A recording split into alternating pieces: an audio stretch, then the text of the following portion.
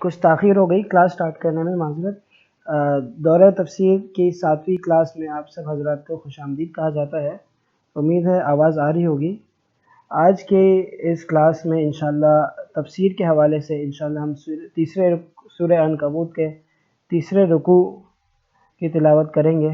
تیسرے رکوع کا جو باقی حصہ ہے وہ پڑھیں گے، اور انشاءاللہ تعالی سورہ سیرت کے اندر ہم حضور صلی اللہ علیہ وسلم کی جوانی کے چند مزید واقعات اور جو کچھ اور ساتھ ساتھ وہ خاکہ بیان کریں گے جو حضور صلی اللہ علیہ وسلم کی سیرت سے اور زندگی مبارک زندگی سے تعلق رکھتا ہے، مکی زندگی کو جو پورا شامل ہے اسے انشاءاللہ بیان کریں گے۔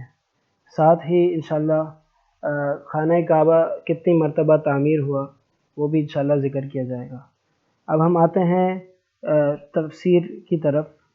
انشاءاللہ 2 قوموں کا تذکرہ ہوگا۔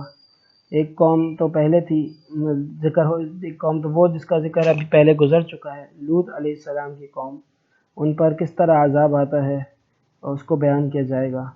ساتھ میں جو ہے حضرت انشاءاللہ شعیب علیہ السلام کا تذکرہ بھی ہوگا۔ آتے ہیں تفسیر کی طرف۔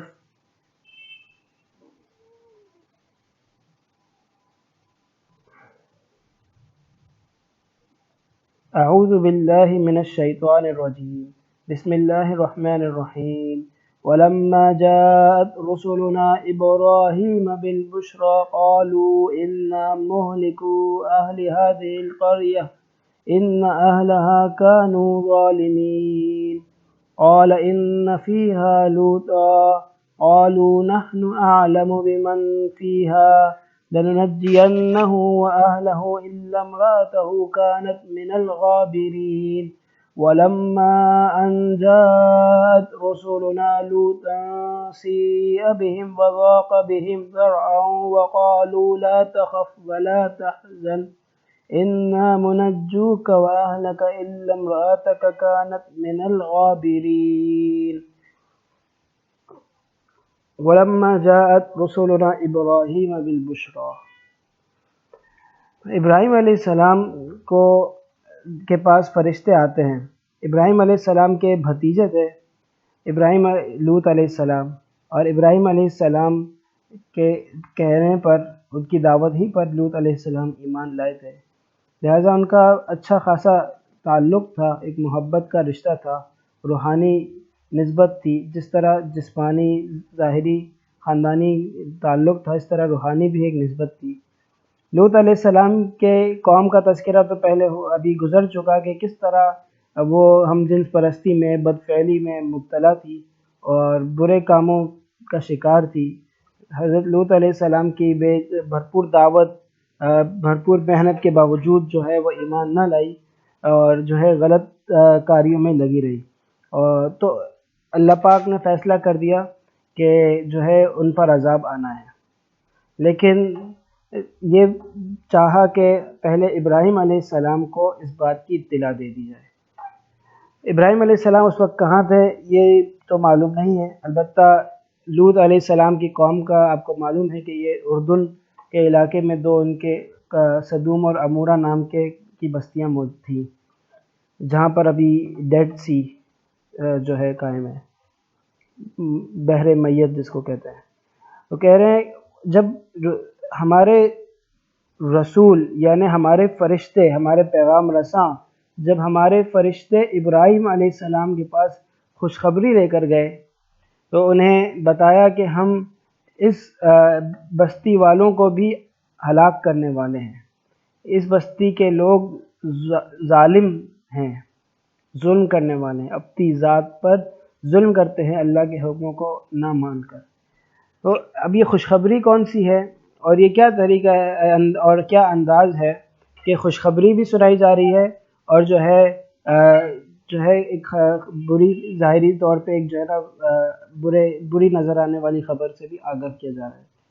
اصل میں ہلاکت کوئی اچھی چیز محسوس نہیں ہوتی اور اس کی وجہ سے کسی کو خوشی نہیں ہوتی، تو جب یہ ہلاکت کی خبر دینی تھی تو اللہ تعالیٰ نے یہ چاہا کہ اس طرح دی جائے کہ ساتھ میں خوشی بھی ہو۔ بیٹے کی خوشی دی کہ اللہ پاک نے آپ کے لیے ایک بیٹے کا فیصلہ فرما دیا ہے، اور وہ بنو اسحاق جو جس سے قائم ہوئی، حضرت اسحاق علیہ السلام پیدا ہوئے حضرت سارہ کے ہاں۔ پہلے بی بی ہاجر کے ہاں اسماعیل علیہ السلام پیدا ہوئے، اس کے 13 سال کے بعد حضرت اسحاق علیہ السلام پیدا ہوئے، اور ان سے بنی اسرائیل کی قوم آباد ہوئی اور نبیوں کا ایک بڑا سلسلہ چلا۔ تو ان اہلھا کانوا ظالمین، یہ لوگ ظلم کرنے والے ہیں۔ قال ان فیہا لوطا، حضرت ابراہیم علیہ السلام کو خیال آیا اپنے بھتیجے کا، اپنا چچا زاد بھائی کا، کہا کہ اس قوم میں تو لوط علیہ السلام بھی ہیں۔ قالوا نحن اعلم بمن فیہا، فرشتوں نے کہا کہ ہمیں پتہ ہے کہ اس میں کون کون ہے، آپ فکر نہ کریں، آپ کو ٹینشن لینے کی ضرورت نہیں ہے۔ حضرت لوط ابراہیم علیہ السلام نے سوچا کہ اگر ان کی موجودگی میں ان کے سامنے اگر عذاب دیا جائے گا تو ان کو تکلیف ہوگی، وہ برداشت نہیں کر سکیں گے، دیکھ نہیں پائیں گے، یا تو ان کو وہاں سے لے جایا جائے پھر ان پر عذاب ہو، سمجھ میں آتی ہے، تو یہ بات سمجھ میں آتی ہے۔ اور ویسے بھی ابراہیم علیہ السلام بہت زیادہ حلم والے بردبار تھے، یہاں تک کہ انہوں نے اپنی قوم کے لیے کوئی بدعا نہیں کی، ایسا کوئی ثبوت نہیں ملتا۔ لَنُنَجِّيَنَّهُ وَأَهْلَهُ إِلَّا امْرَأَتَهُ كَانَتْ مِنَ الْغَابِرِينَ، ہم لوط علیہ السلام کو اور ان کے ان کے گھر والوں کو اور ساتھ ان پر ایمان لانے والوں کو بھی نجات دے دیں گے، بچا لیں گے۔ إِلَّا امْرَأَتَهُ، لوط علیہ السلام کی جو ہے اہلیہ کو نہیں بچائیں گے۔ کانت من الغابرین، وہ پیچھے رہنے والوں میں ہوگی۔ اس کی وجہ یہ تھی کہ لوط علیہ السلام کی اہلیہ جو ہے وہ ایمان نہیں لائی تھی، بلکہ ان کو جو بد فعلی کرنے والے لوگ تھے ان کو کبھی کبھار جو ہے پتہ بھی بتا دیتی تھی، خاص طور پہ جب لوط علیہ السلام کے ہاں کوئی مہمان آتے تھے تو بتا دیتی تھی کہ ان کے ہاں یہ مہمان آئے ہوئے ہیں، اور یہ گویا کہ غلط کام کی طرف ان کو دعوت دے دیتی تھی۔ خود بہرحال ہوتا ہے اللہ کی طرف سے، اللہ پاک دکھانا چاہتے ہیں کہ کبھی کبھار جو ہے اللہ والوں کے گھر پہ برے خام لوگ پیدا ہو جاتے ہیں، کبھی برے لوگوں کے اللہ والے پیدا ہو جاتے ہیں، تو یہ ہے۔ لیکن یہ بات یاد رکھی جائے کہ نبی کی بیوی، نبی کی بیگم کبھی جو ہے نا بد کردار نہیں ہو سکتی، کافرہ ہو سکتی ہے، اور جو ہے بری عادتوں کے حامل ہو سکتی ہے، لیکن بد کردار یعنی بد فعلی کرنے والی نہیں ہو سکتی۔ اللہ پاک نے نبی کو اور نبی کی نسل کو اس سے بچایا ہوتا ہے۔ تو فرماتے ہیں ولم انجات رسول، پھر آتا ہے آگے قصہ کہ اس بات کا کہ فرشتے اب پہنچتے ہیں لوط علیہ السلام کے پاس۔ ولما انجات رسولنا لوطا سیء بهم وضاق بهم ذرعا وقالوا لا تخف ولا تحزن انا منجوك واهلك الا امرأتك كانت من الغابرین، جب ہمارے فرشتے لوط علیہ السلام کے پاس آئے تو لوط علیہ السلام نے برا محسوس کیا، ان کا دل تنگ ہوا، اور تو ہمارے فرشتوں نے کہا اب ڈریے مت، گھبرائیے نہ، ہم آپ کو اور آپ کے گھر والوں کو نجات دیں گے، مگر آپ کی بیوی پیچھے رہنے والوں میں ہوگی۔ اچھا، یہ گھبراہٹ کی کیا وجہ تھی، پریشان ہونے کی وجہ کیا تھی، دل کے تنگ ہو جانے کی کیا وجہ تھی؟ اصل میں جیسا کہ عرض کیا کہ یہ جب بھی لوط علیہ السلام کے پاس بھی جب اگر مہمان آ جاتے تھے تو یہ قوم ایسی بدبخت تھی کہ ان کو بھی نہیں چھوڑتی تھی، اور ان کو پکڑ کے لے جاتی تھی اور ان کے ساتھ طرح طرح کی جسمانی زیادتیاں کرتی تھی، اور ان کو جو ہے ان کو لوٹتی بھی تھی۔ تو یہ جب قوم گئی، یہ فرشتے گئے تو فرشتے خوبصورت لڑکوں کی شکل میں لوط علیہ السلام کے پاس آئے، تو یہ تو لوط تو قوم کو جب پتہ چلا، وہ قوم بھی پیچھے پیچھے آنے کی تھی، قوم کو پتہ چلنے میں بھی دیر نہیں لگتی تھی، اور اللہ کی شان آ بھی گئی۔ لیکن اس کے آنے سے پہلے ہی لوط علیہ السلام کو فرشتوں نے اپنے بارے میں بتا دیا کہ آپ گھبراؤ نہیں، ہم فرشتے ہیں، یہ لوگ ہمارا کچھ نہیں بگاڑ سکتے، بلکہ ہم ان کو تہس نہس کرنے کے لیے آئے ہیں۔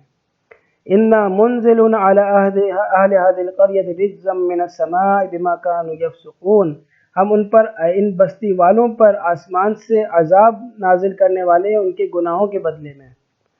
وَلَقَدْ تَرَكْنَا مِنْهَا آيَةً بَيِّنَةً لِقَوْمٍ يَعْقِلُونَ، اب اللہ پاک فرما رہے ہیں اس عذاب آ چکا ہے، اور جو ہے وہ بستی ہلاک ہو جاتی ہے، اور 3 طرح کے عذاب آتے ہیں، زلزلہ بھی آتا ہے، پھر زمین بھی الٹ دی جاتی ہے، پھر جو لوگ باہر رہ گئے ہوتے ہیں بستی سے، ان کے اوپر آگ کے شعلے برسا دیے جاتے ہیں، یہاں تک کہ ایک بھی بستی والے کو زندہ نہیں چھوڑا جاتا۔ اللہ پاک قرآن آگے فرمان ہے کہ ہم نے ان میں عقل مندوں کے لیے واضح نشانی چھوڑ دی ہے، تاکہ وہ غور کریں کہ ان کے اس گناہ کا ان کو کیا صلہ ملا، ان کو اس گناہ کی وجہ سے ان کو کیا حاصل ہوا۔ کچھ بھی نہیں حاصل ہوا، بلکہ ان کا نام قیامت تک جو ہے برے لوگوں میں شامل کر دیا گیا۔ ان کی اس بد کرداری کی سزا ان کو ایسی ملی کہ اب ان کو کوئی بھی اچھے نام سے کبھی یاد نہیں کرے گا۔ اب آگے پڑھتے ہیں، وَإِلَىٰ مَدْيَنَ أَخَاهُمْ شُعَيْبًا فَقَالَ يَا قَوْمِ اعْبُدُوا اللَّهَ وَارْجُوا الْيَوْمَ الْآخِرَ وَلَا تَعْثَوْا فِي الْأَرْضِ مُفْسِدِينَ۔ ہم نے مدین کی طرف ہمارے اخاہم ان کے بھائی، انہی کے جماعت کے لوگوں میں سے ایک شخص شعیب علیہ السلام کو نبی بنا کر بھیجا۔ شعیب علیہ السلام نے اپنی قوم سے کہا، اے میری قوم، اللہ کی عبادت کرو اور جو ہے آخرت کے دن کی امید رکھو اور زمین میں فساد مت مچاؤ۔ فَكَذَّبُوهُ فَأَخَذَتْهُمُ الرَّجْفَةُ فَأَصْبَحُوا فِي دَارِهِمْ جَاثِمِينَ۔ تو انہوں نے نبی کی اس بات کو جھٹلایا تو ان پر جو ہے عذاب آیا اور وہ اپنے گھر میں اوندھے منہ پڑے رہ گئے۔ شعیب علیہ السلام کی قوم کس گناہ میں مبتلا تھی، کیا ان کی بیماری تھی، اور جو ہے کہاں یہ بستی آباد تھی، آئیے اس کے بارے میں جانتے ہیں۔ یہ مدین کا علاقہ یہ آج کل سعودی عرب میں ہی آتا ہے۔ سعودی عرب سے آگے جب آپ نارتھ کی طرف نکلتے ہیں، پہلے خیبر اور کا علاقہ آتا ہے جہاں یہود آباد تھے، اس سے آگے جو ہے سمود کی بھی آبادی آتی ہے، یہ بھی نارتھ کی طرف ہے۔ شام جاتے وقت یہ راستے میں یہ جگہ پڑتی ہے، مدین کے نام سے ایک جگہ ابھی بھی یہ علاقہ موجود ہے، وہاں جا کے اسے دیکھا جا سکتا ہے۔ حضرت شعیب علیہ السلام کی طرف ایک مزار بھی منسوب ہے، اس کو بھی دیکھا جا سکتا ہے۔ انہوں نے بتایا تھا شروع میں کہ 5 بڑی بڑی بیماریاں ہیں، 5 بڑی بڑی خرابیاں ہیں جن میں قومیں مبتلا ہوتی ہیں۔ ان بیماریوں کے میں سے ایک بیماری تھی فتنہ مال کی محبت، ایسی محبت کہ انسان حلال حرام کی تفریق کھو بیٹھے۔ تو یہ بھی یہ قوم بھی اسی میں مبتلا تھی۔ اور اگر دیکھا جائے آج کا یہ جو دور ہے جس کا نام مادیت پرستی، افادیت پرستی کا دور ہے، سرمایہ دارانہ جو ہے نظریہ رکھنے والی یہ قوم ہے، اس میں بھی یہی برائیاں پائی جاتی ہیں، اور کسی طرح بھی آپ دیکھیں تو شعیب علیہ السلام کی قوم سے کوئی کمی ہم میں نہیں پائی جاتی۔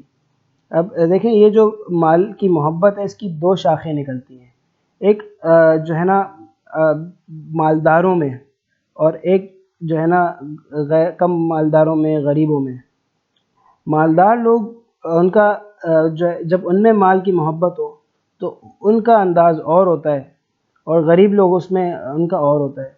غریب لوگ جو ہے وہ ڈاکہ زنی، چوری چکاری، راہ زنی، روڈ اس طرح کے کاموں میں لگ جاتے ہیں، اور تھوڑا سا اوپر کا جو طبقہ ہے وہ کس طرح جو ہے مال کی محبت اور بیجا محبت اور حلال حرام کی تفریق نہ ہو تو وہ کس طرح سے لوٹتا ہے لوگوں کو۔ وہ جو ہے ناپ تول میں کمی، دھوکہ دہی، ملاوٹ، جو ہے ذخیرہ اندوزی، چور بازاری، سود، جوا، ناجائز شرطیں لگانا کاروبار کے اندر، ایسے نئے نئے منصوبے سوچنا کہ جس میں کوئی بھی شرط شریعت کے مطابق نہ ہو۔ اس طرح کی عجیب و غریب چیزیں جب قوم کریں گی تو آپ اندازہ لگائیں کہ اللہ پاک کی طرف سے کیا عذاب ان پر آئے گا۔ تو اور یہ بھی آپ دیکھیں گے کہ آج کل جتنا زیادہ پڑھا لکھا آدمی ہوتا ہے وہ اتنا ہی مہذب لٹیرا ہوتا ہے، کیونکہ وہی تو ہے نہیں، اور آخرت کا علم تو اس نے سیکھا نہیں ہوتا۔ دنیا کے اور مادیت کے جو ہے دلدل میں پھنس کر وہ دنیا کی محبت کو دل میں بٹھایا ہوا ہوتا ہے، پھر اس کا انجام یہی نکلتا ہے کہ وہ جو ہے ہر طرح کے غلط کام کے لیے تیار ہو جاتا ہے۔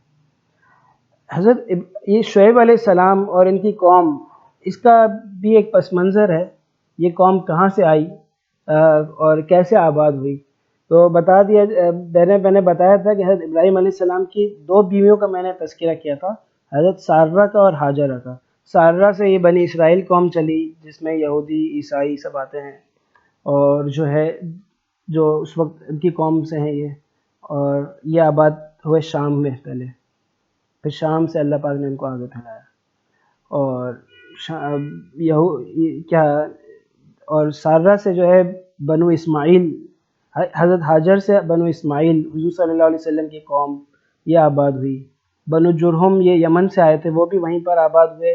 بنو جرہم اور اسی طرح جو ہے حضرت ہاجر کی اولاد جو بنو اسماعیل سے نکلی، یہ سب جا کر وہیں پر آباد ہو گئی، خانہ کعبہ کے ارد و گرد حجاز مقدس میں۔ ان کی ایک حضرت ابراہیم علیہ السلام کے ایک بیوی تھی جن کا نام قطورہ بتایا جاتا ہے۔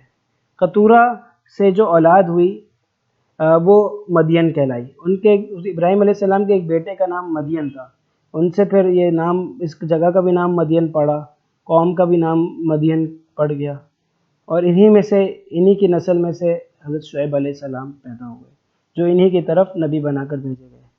حضرت شعیب علیہ السلام جو ہے 2 نبیوں کے سسر بھی ہیں ہوں گے، ایک تو حضرت موسیٰ علیہ السلام کے سسر تھے، اور انشاءاللہ قیامت کے قریب حضرت عیسیٰ علیہ السلام جب اس دنیا میں آئیں گے اور دجال سے جب مقابلہ کر لیں گے، اس کے بعد نکاح کریں گے، اور وہ نکاح بھی حضرت شعیب علیہ السلام کی اولاد ہی سے ہوگا۔ شعیب علیہ السلام کی نسل میں ایک لڑکی ہوگی، اس سے حضرت شعیب علیہ السلام کا نکاح ہوگا۔ اب یہ بھی دیکھ لیں کہ قرآن مجید میں شعیب علیہ السلام کو جو بھیجا گیا وہ 2 قوموں کی طرف بھیجا گیا، ایک قوم ہے مدین اور ایک ہے ایکا، اصحاب الایکا۔ متعدد اقوال ہیں اس بارے میں بھی، بعض لوگ کہتے ہیں کہ یہ شعیب علیہ السلام مدین اور ایکا کہتے ہیں جھنڈ، اور کہ مطلب ہے جھنڈ والی قوم، یہ دونوں ایک ہی تھی، لیکن زیادہ راجح یہ بات ہے کہ مدین الگ قوم تھی، ایکا الگ قوم تھی، اگرچہ نسلاً ایک ہی تھے لیکن، اور رہائش بھی قریب قریب تھی، لیکن پہلے مدین میں بھیجے گئے اور پھر ایکا میں بھیجے گئے۔ دونوں کے اندر جو برائی اور خرابی پائی جاتی تھی وہ بھی تقریباً ایک جیسی تھی۔ ایکا والوں کا علاقہ سرسبز و شاداب تھا، اور جو ہے چاروں طرف ہرے بھرے درخت اور جھاڑیاں تھیں۔ ان لوگوں کے اندر جو ہے ڈاکہ زنی، چوری ڈکیتی کا جو ہے رجحان زیادہ تھا، اور مدین والوں میں اس طرح یہ کم تھا، وہ مال میں ناپ تول میں کمی اور اس طرف زیادہ سود اور اس میں زیادہ تھے۔ اچھا، ایک اور بات جو ہے انتہائی زیادہ قیمتی ہے جو میں بتا دوں، ہمارے بعض لوگ جو یہ سمجھتے ہیں کہ ہم عبادت میں جو ہے اول نمبر آ جائیں اور معاملات ہمارے ٹھیک نہ ہوں تو بھی ہمارا معاملہ چل جائے گا، ان کے لیے اس قوم کے واقعے میں بڑی عبرت ہے۔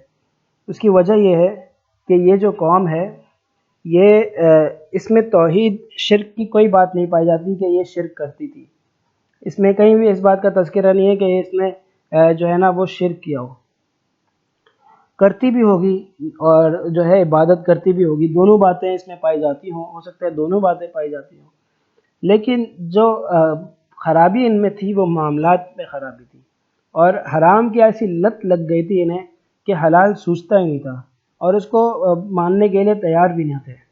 انہوں نے ان کی طرف سے مطالبے کے بھی زیادہ رجحانات نہیں ملتے کہ انہوں نے بھرپور انداز سے مطالبہ کیا ہو کہ ہم پر عذاب، یا پھر اس طرح مذاق اڑایا ہو۔ سورہ اعراف میں اس بات کی میں ترغیب دیکھی جا سکتی ہے، اس بات کی تفصیلات دیکھی جا سکتی ہیں، لیکن کیونکہ وہ اللہ کے اس حکم کو نہیں مان رہے تھے اور معاملات میں ٹھیک نہیں ہو رہے تھے، تو اللہ پاک کے اس نبی کی دعا سے ان پر عذاب آ گیا اور ان کو جو ہے تہس نہس کر کے رکھ دیا گیا۔ تو اب ہاں اندازہ لگا سکتے ہیں کہ ہمیں کتنا اپنے آپ کو بہتر کرنے کی ضرورت ہے۔ اچھا، یہ بھی جان لیا جائے کہ تجارت کے اندر 2 طرح کی چیزیں ہوتی ہیں، ایک تجارتی قوانین ہوتے ہیں اور ایک تجارتی اخلاقیات ہوتے ہیں۔ تجارتی قوانین یہ ہے کہ مثلاً آپ جو ہے سودا جھکم جیسے کم نہ تولو، جھوٹ نہ بولو، وعدہ پورا کرو، ترازو کو ٹیڑھا یا گز چھوٹا نہ کرو، یہ زبان کا اعتبار خراب مت کرو. یہ ساری چیزیں تجارتی قوانین میں سے ہیں. اور تجارتی اخلاقیات کیا ہیں کہ بھائی جو ہے وعدہ پورا کرو، جو کہا جائے وہ دو، کسی کے سودے پر سودا نہ کرو، منڈی میں آیا ہوا سارا مال خرید کر اپنے پاس ذخیرہ نہ کرو، قیمتوں کے دام گھٹانے بڑھانے کی خفیہ حربے اختیار نہ کرو، ادھار واپس مانگتے وقت مقروض کی صلاحیت کو مد نظر رکھ کر نرمی کرنا، ایسی اجارہ داری سے بچنا جس سے چھوٹے دکاندار کو نقصان ہو یا ان کے مال بیچنے اور ان محنت کرنے میں فائدہ ہی محسوس نہ ہو. یہ ساری چیزیں اسلام سکھاتی ہیں، یہ ساری چیزیں اسلام کے درس میں شامل ہیں، لیکن ہم لوگ چونکہ اس پر عمل کرنے سے اپنے آپ کو عاجز سمجھتے ہیں، بولتے ہیں کہ دور خراب ہے، یہ خراب ہے، وہ خراب ہے. دور خراب کوئی نہیں ہے، بس ہماری اپنی نیتوں میں فتور ہے. تو پھر جب ہماری نیتوں میں فتور ہوگا تو ہم اندازہ لگائیں کہ ہمارا بھی کیا انجام ہوگا. یہ شعیب علیہ السلام کی قوم میں بہت بڑا درس موجود ہے اور بہت بڑا سبق ہے ہمارے لیے، اور ہمیں اس سے سیکھنا چاہیے. لیکن ہم نے اگر یہ چیزیں نہیں سیکھی تو آپ اندازہ لگائیں کہ اگر ہمارے اوپر کلی طور پہ اتنا بڑا عذاب نہ بھی آئے تو کوئی نہ کوئی عذاب کی شکل ایسی آئے گی کہ ہم لاچار، عاجز اور پریشان ہو کر رہ جائیں گے. آج کل کا جو دور ہے اور آج جو حالات چل رہے ہیں یہ ہمارے سامنے ہیں، ہمیں ان سے سبق حاصل کرنا چاہیے اور یہ فیصلہ کر لینا چاہیے کہ ہمارا کاروبار حلال ہونا چاہیے. ہمارے کاروبار کے اندر کوئی بھی جو ہے شرک اور اسی طرح ہمارے کاروبار میں کوئی بھی قسم کی ملاوٹ اور جو ہے دھوکہ دہی نہ ہو، اور جتنے بھی تجارتی معاملات یا تجارتی اخلاقیات ہیں ان کی ہم رعایت کر رہے ہوں. اب ہم آتے ہیں جناب آقا و مولا رسول اللہ صلی اللہ علیہ وسلم کی سیرت مبارکہ کی طرف. آپ علیہ السلام کی سیرت کا تذکرہ کریں گے جو باعث نجات بھی ہے اور باعث برکت بھی. گزشتہ درس میں الحمدللہ ہم نے یہ بات پڑھی تھی کہ حضور صلی اللہ علیہ وسلم کا نکاح 25 برس کی عمر میں حضرت خدیجہ رضی اللہ عنہا سے ہوا. آج کے اس درس میں انشاءاللہ سب سے پہلے ہم کعبہ معظمہ کی تعمیر کے حوالے سے معلومات حاصل کریں گے. تو حضور صلی اللہ علیہ وسلم کی عمر مبارک جب 35 برس ہوئی تو تب کا یہ واقعہ ہے کہ پہاڑوں کے خانہ کعبہ چونکہ پہاڑوں کے درمیان واقع ہے، کبھی کبھار بارش جو ہے وہ پہاڑوں پر ہوتی ہے اور جو ہے وہ پہاڑوں پہ بادل جو ہے پہاڑوں سے ٹکرا کر ٹوٹ جاتا ہے اور پھر بارش برس جاتی ہے. تو ہوا یہ کہ بارش ہوئی اور موسلا دھار بارش ہوئی، سارا پانی کعبہ میں جمع ہوا اور کعبہ کی عمارت بوسیدہ ہو گئی، ہلنے لگی اور قریب تک ٹوٹ جائے. وہاں پہ لوگوں نے سوچا کہ اس کو از سر نو تعمیر کیا جائے، لیکن کسی نے اس بات کی ہمت نہ کی کہ خانہ کعبہ کو توڑو اور خانہ کعبہ کی عمارت کو گرائیں. ولید بن مغیرہ نے کہا کہ ہم اس کو کسی بری نیت سے تو نہیں توڑ رہے نا، اچھی نیت سے کر رہے ہیں، لیکن تب بھی نہیں مانے. البتہ ولید بن مغیرہ جو ہے ہمت کر گیا اور اس نے جو ہے خانہ کعبہ کو گرانا شروع کر دیا. کچھ حصہ گرایا، لوگ صبح تک کا انتظار کرتے رہے یہ دیکھنے کے لیے کہ اللہ کی طرف سے کوئی عذاب تو ولید پر نہیں آیا. دیکھا کہ نہیں، کوئی عذاب نہیں آیا. جاہل لوگ تھے، سمجھتے تو نہ، دیکھا کوئی عذاب تو نہیں آیا، تو انہوں نے یہ فیصلہ کیا کہ اچھا جب عذاب نہیں آیا تو چلو مل کر اس کو توڑ دیتے ہیں. خانہ کعبہ کو توڑا گیا. پھر اللہ کی شان جدہ، ویسے یہ جدہ بھی کہتے ہیں، اس کو جدہ بھی کہتے ہیں، بندرگاہ ہے یہ عربوں کی، حجاز مقدس کی، اور انتہائی زیادہ اہم ترین بندرگاہ ہے، پورٹ ہے، یہاں سے تیل آنا جانا ہوتا ہے، تیل جاتا ہے اور مال آتا ہے. تو جدہ کی بندرگاہ پر ایک جہاز ٹوٹا، اس کے تختے لائے گئے اور ایک رومی جو ہے معمار تھا، کنسٹرکٹر تھا جس کا نام تھا باقوم، اسے جو ہے تعمیر کے لیے کام میں لگایا گیا.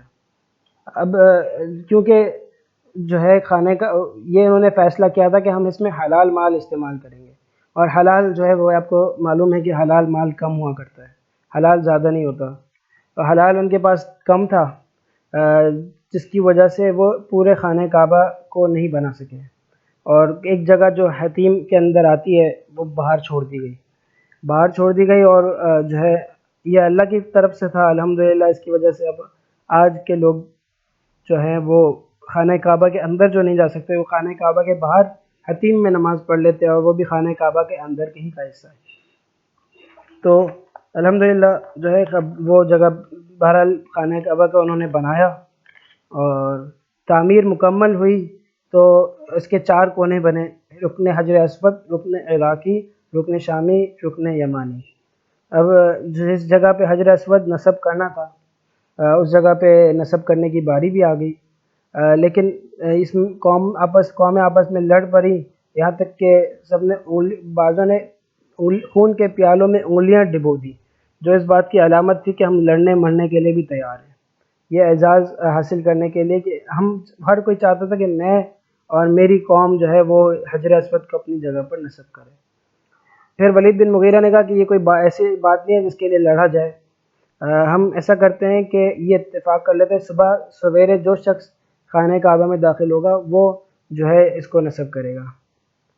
جب صبح ہوئی تو حضور صلی اللہ علیہ وسلم وہ پہلے شخص تھے جو اس خانہ کعبہ میں مسجد حرم میں داخل ہوئے. مسجد حرم میں جیسے ہی وہ داخل ہوئے سب لوگوں نے بولا حاذا الامین، حاذا الامین، یہ امین ہے، یہ سچے ہیں، ہمیں ان پر اعتماد ہے، یہی بلے لگائیں. اور حضور صلی اللہ علیہ وسلم نے اس کی بہترین تدبیر یہ سوچی کہ جو ایک چادر بچھائی جائے، اس کے 4 کونوں کو 4 قبیلے کے بڑے حضرات پکڑ کے اٹھائیں اور خانہ کا حجر اسود کو بالکل جہاں نصب کرنا ہے اس کے قریب تک لے آئیں. اور پھر میں اپنے مبارک ہاتھوں سے حضور صلی اللہ علیہ وسلم نے اس طرح حجر اسود کو اپنی جگہ پر نصب کیا، اور ہر طرح کے جو جھگڑے اور لڑائیاں درپیش تھیں یا جن کا اندیشہ تھا ان کو اپنے مبارک تدبیر سے دفع کر دیا. حجر اسود کے بارے میں ایک تاریخی بات آپ سے عرض کر دوں کہ یہ جو ہے جہاں نصب ہے وہاں سے کچھ عرصے کے لیے غائب بھی ہوا ہے. 319 ہجری کے اندر کرامتا کچھ لوگ تھے جو آئے اور انہوں نے جو ہے خانہ کعبہ کو بند کر دیا، وہاں پہ ایک مار و قتال کیا، قتل و قتال کیا، لوگوں کو مارا اور کسی کو اندر نہیں آنے دیا. یہ کہ شیعہ کے اسماعیلی باطنی فرقے کی ایک شاخ تھی، اس کے جو ہے نا بھی پھر وہاں سے وہ پکڑے گئے اور ان کو جو ہے آپس میں لڑ گئے تھے. پھر ان کے لیے خانہ کا الحمدللہ پھر خانہ کعبہ کا دروازہ کھل گیا اور حرم کا دروازہ کھل گیا. پھر جو ہے نا لیکن حجر اسود کو اکھاڑ کر لے جا چکے تھے، اور پھر 20 سال بعد 339 میں یہ خانہ کعبہ کا یہ حجر اسود ملا اور اس کو جو ہے پھر اپنی جگہ پہ نصب کر دیا گیا. یہ اب اپنی حالت میں نہیں ہے، اس کے 8 چھوٹے چھوٹے حصے ٹکڑے ہو چکے ہیں جس کو چاندی کے فریم میں نصب کر دیا گیا ہے. خانہ حجر اسود کو تو بوسہ لینا درست ہے، البتہ جو چاندی کا حلقہ ہے اس کو بوسہ نہیں دیا جا سکتا. حضور صلی اللہ علیہ وسلم کا ارشاد ہے کہ حجر اسود جنت سے آیا ہوا پتھر ہے، یہ دودھ سے زیادہ سفید تھا، بنی آدم کے گناہوں نے اس کو کالا کر دیا. سوچنا چاہیے دوستو کتنے گناہ ہوتے ہیں اور اس کا کیا کیا اثر کس جنت کے ٹکڑوں پر بھی اس کا اثر پڑ جاتا ہے. اور ایک اور بات ہم کی طرف آتے ہیں کہ خانہ کعبہ جو ہے اس کا سائز کیا ہے. یہ کعبہ ویسے کہتے ہیں کہ جو چیز سکوائر شیپ میں ہو، یہ آپ سمجھ لیں کہ یہ بالکل سکوائر نہیں ہے. کعبہ تو اگرچہ ہم کہہ رہے ہیں لیکن یہ بالکل سکوائر یا کیوب جس کو بولتے ہیں کہ تینوں سائڈیں اس کی لمبائی چوڑائی اونچائی سب برابر ہو، ایسا نہیں ہے. آپ دیکھ سکتے ہیں کہ کافی فرق ہے اس میں. اونچائی اس کی 15 میٹر ہے، اور حجر اسود والی جو دیوار ہے جس پہ حجر اسود نصب ہے اور اس کے سامنے والی جو دیوار ہے اس کی لمبائی جو ہے نا وہ 10 میٹر ہے، اور جو دروازے والی دیوار ہے جو ملتزم والی دیوار ہے اور اس کے سامنے والی جو دیوار ہے وہ 12 میٹر ہے. تو آپ دیکھ سکتے ہیں لمبائی چوڑائی اونچائی تینوں میں فرق ہے. تو البتہ زیادہ فرق نہ ہونے کی وجہ سے یہ جو ہے اس کو کعب ہی کہا جاتا ہے. اور حجر اسود جو ہے وہ زمین سے جو مطاف کی زمین ہے اس سے 1.5 میٹر بلندی پر ہے، اور ملتزم کا دروازہ یہ 2 میٹر کی بلندی پر ہے. خانہ کعبہ کی تعمیر کتنی مرتبہ ہوئی، کتنی مرتبہ اسے ڈھایا گیا یا خود یہ ڈھہ گیا یا پھر خود یہ پہلی مرتبہ کب بنا، ان ساری باتوں کو بھی جان لیتے ہیں. وقت بالکل کم ہے ہمارے پاس. تو یہ کہ خانہ کعبہ سب سے پہلے تعمیر حضرت آدم علیہ السلام نے کی جب وہاں کوئی آبادی نہ تھی. یہ اللہ کی طرف سے ان کو حکم ملا تھا. حضرت آدم علیہ السلام آئے بھی عرفہ میں، آئے بھی صفا پہاڑی جو ہے وہاں پر حضرت آدم علیہ السلام کا نزول ہوا تھا جنت سے، اور مروہ پہ حضرت جو ہے آدم علیہ السلام کی جو اہلیہ ہیں ان کا جو ہے نزول ہوا تھا. تو خانہ کعبہ کو سب سے پہلے حضرت آدم علیہ السلام نے بنایا، پھر وقت کے ساتھ ساتھ وہ منہدم ہو گیا. پھر حضرت ابراہیم علیہ السلام کو حکم ہوا کہ اپنے بیٹے کو بھی یہاں چھوڑ آؤ، اور وہاں پہ اس کے کچھ عرصے بعد جو ہے خانہ کعبہ بھی بنوایا گیا. انہی بنیادوں پر قائم کیا گیا جن بنیادوں پر حضرت آدم علیہ السلام نے بنایا تھا. اور مقام ابراہیم پہ حضرت ابراہیم علیہ السلام کے پیروں کے نشان بھی موجود ہیں، جو ایک پتھر پہ نصب ہو گئے ہیں، جو پتھر ابراہیم علیہ السلام کے لیے نرم ہو گیا تھا. پھر قریش نے اس کو بنایا، جو آپ کے سامنے کہ وہ ٹوٹ جو ہے وہ دیوار اس کی بالکل بوسیدھی ہو گئی تھی، تو پھر اس کو دوبارہ سے بنایا گیا. پھر حضور صلی اللہ علیہ وسلم نے ایک مرتبہ یہ خواہش ظاہر کی تھی اپنی زندگی مبارک میں کہ جو ہے اگر مجھے میری قوم کے فتنے کا اندیشہ نہ ہوتا، اور یہ نئے نئے جو مسلمان ہو گئے ہیں ان کے ناسمجھی کا اندیشہ نہ ہوتا، تو میں اس کو انہی بنیادوں پر اور اسی انداز سے بنا لیتا جس انداز سے ابراہیم علیہ السلام نے اسے بنایا تھا. 5 کونوں پر اس کو پھر بناتے، جیسے 5 کونوں، 4 کے بجائے وہ 5 کونے ہوتے، اور جو حتیم ہے وہ بھی خانہ کعبہ کے اندر ہو جاتا. عبداللہ بن زبیر رضی اللہ عنہ جو حضرت عائشہ رضی اللہ عنہ کے بھانجے تھے، انہوں نے، اور جب وہ ان کے ہاتھ میں مکہ مکرمہ کی خلافت کا نظام آیا اور وہ دیگر ان خلافت امویہ سے ہٹ گئے اور انہوں نے الگ خلافت قائم کی، اس دور میں انہوں نے اس جگہ پر جو ہے خانہ کعبہ کو اسی انداز سے بنایا جس انداز سے ابراہیم علیہ السلام کا بنا ہوا تھا. پھر حجاج بن یوسف جو گورنر، اس نے عبداللہ بن زبیر رضی اللہ عنہما کو شہید کیا تھا، اور پھر اپنا کنٹرول وہاں پہ قائم کیا. اس نے کہا کہ میں نہیں چاہتا کہ انہوں نے جو کام کیا ہے وہ باقی رہے اور لوگ جو ہیں اس کو ان کی پذیرائی کرتے رہیں قیامت تک. انہوں نے دوبارہ سے خانہ کعبہ کو 4 حصوں میں، 4 کونوں میں بنا دیا، اور اب بھی اسی انداز سے خانہ کعبہ قائم ہے. اور ہارون رشید نے چاہا کہ میں جو ہے اس کو ویسا بنا دوں جیسے عبداللہ بن زبیر نے بنایا تھا اور حضرت ابراہیم علیہ السلام نے بنایا تھا، اس سے پہلے بنایا تھا، یعنی 5 کونوں پر مشتمل. لیکن امام مالک رحمۃ اللہ علیہ نے منع کیا، کہا کہ اس سے جو ہے نا یہ کھیل بن جائے گا، اور ہر خلیفہ آ کر خانہ کعبہ کو کبھی کس طرح بنائے گا کس طرح بنائے گا، اس لیے ایسا نہ کرو. بعض علماء نے اس کو 5 کے بجائے یہ 5 مرتبہ کل ہو جاتا ہے. بعض علماء نے مزید جو ہے دریچے دریافت کیے ہیں، تاریخ کے میں غوطہ غزنی کی ہے، اور اس کو 10 مرتبہ بھی شمار کیا ہے کہ یہ کل ابھی تک 10 مرتبہ خانہ کعبہ کی تعمیر ہو چکی ہے. بہرحال جتنی آدمی تحقیق کرتا ہے اتنی ہی باتیں سامنے آتی ہیں.